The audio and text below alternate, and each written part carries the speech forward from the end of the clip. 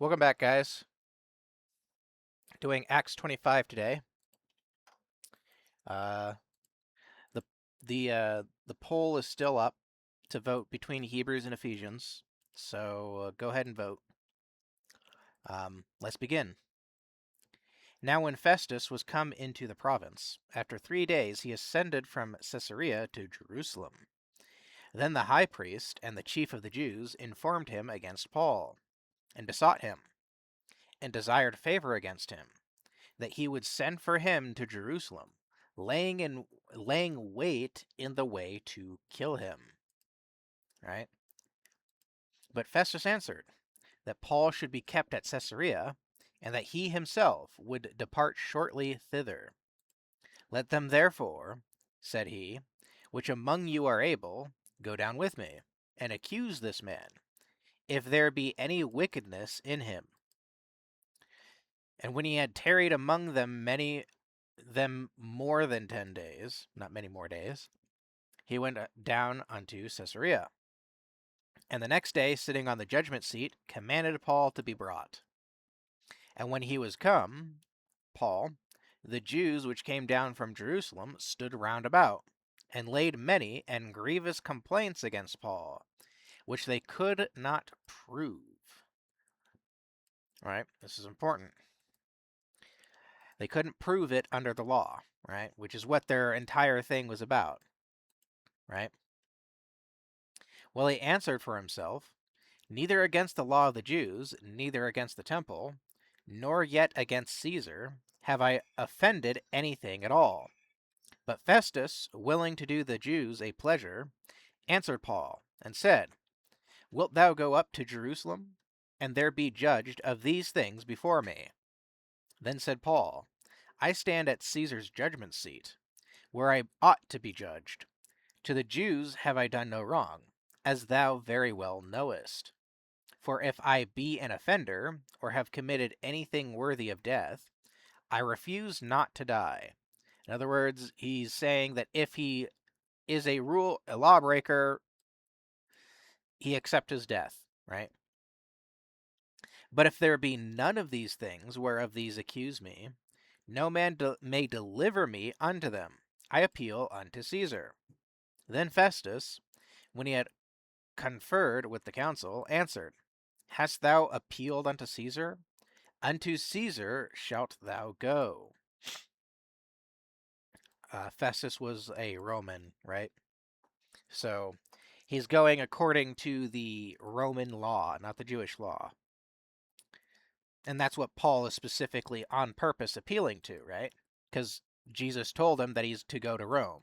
So Paul is doing what he has to do in order to go to Rome, right? And after certain days, King Agrippa and Bernice came unto Caesarea to salute Festus. And when they had been there many days, Festus declared Paul's cause unto the king, saying, There is a certain man left in bonds by Felix, about whom, when I was at Jerusalem, the chief priests and the elders of the Jews informed me, desiring to have judgment against him. To whom I answered, It is not the manner of the Romans to deliver any man to die. It's interesting that they say that, right? Because they delivered Jesus to death, but I digress. Before that, he which is accused have the accusers face to face, and have license to answer for himself concerning the crime laid against him. Therefore, when they come hither, without any delay on the morrow, I sat on the judgment seat, and commanded the man to be brought forth.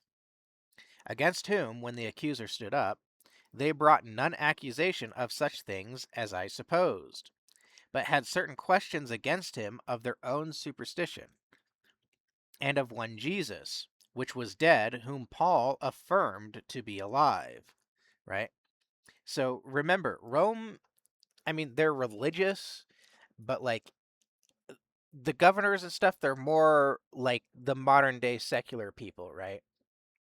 They didn't really see things in the religious aspect, which is why they called it a superstition, and why they're just basically thinking to themselves, this is ridiculous. They want this man to be killed because he believes a man named Jesus rose from the dead, right? That's what their perspective is.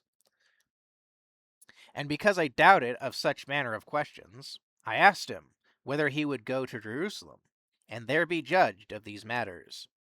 But when Paul had appealed to be reserved unto the hearing of Augustus, I commanded him to be kept till I might send him to Caesar. Then Agrippa said unto Festus, I would also hear the man myself. Tomorrow, said he, thou shalt hear him.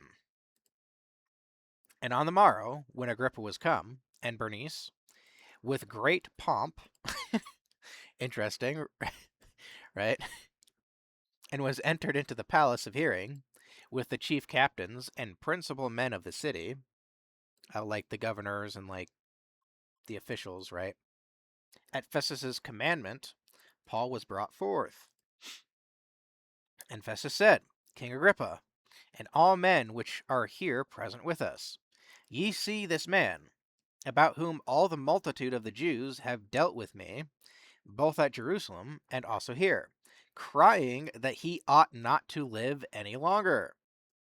But when I found that he had committed nothing worthy of death, and that he himself hath appealed to Augustus, I have determined to send him, of whom I have no certain thing to write unto my lord. Wherefore I have brought him forth before you, and specially before thee, O King Agrippa, that, after examination had, I might have somewhat to write. For it seemeth to me unreasonable to send a prisoner, and not withal to signify the crimes laid against him.